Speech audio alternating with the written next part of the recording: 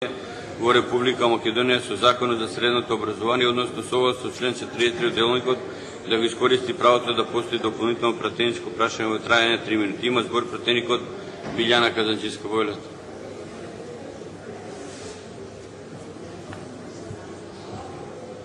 Благодарам, председателе.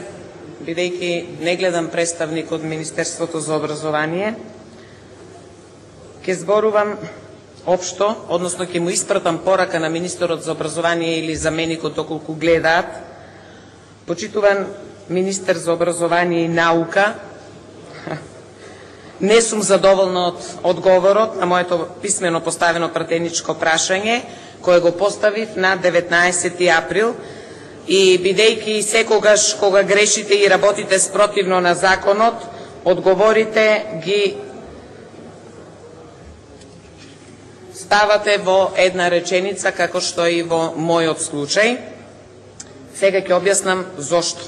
Моето пратеничко прашање до Министерството за образование и наука гласеше: зошто нормативот за наставен кадар во средното стручно образование и колективниот договор за средно образование во Република Македонија повеќе од 6 години не се усогласени со Законот за средно образование и зошто се замижува пред очигледната дискриминација која произлегува од ваквата неусогласеност.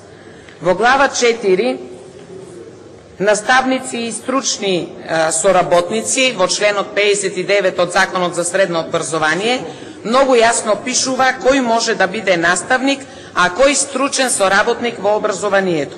Цитирам: воспитно-образовната работа во средното образование ја остваруваат наставници, воспитувачи и стручни соработници, како педагог, психолог, дефектолог, социолог, лаборант, библиотекар и друго.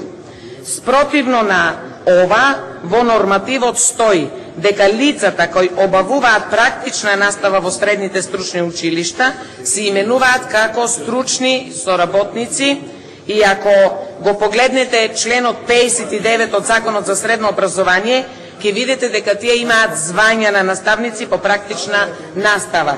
Односно, цитирам: по исклучок во средното стручно образование за практична настава наставници можат да бидат и лица кои завршиле висше образование, се здобиле со педагошка, психолошка и методска подготвеност на соодветните факултети и имаат положено стручен испит.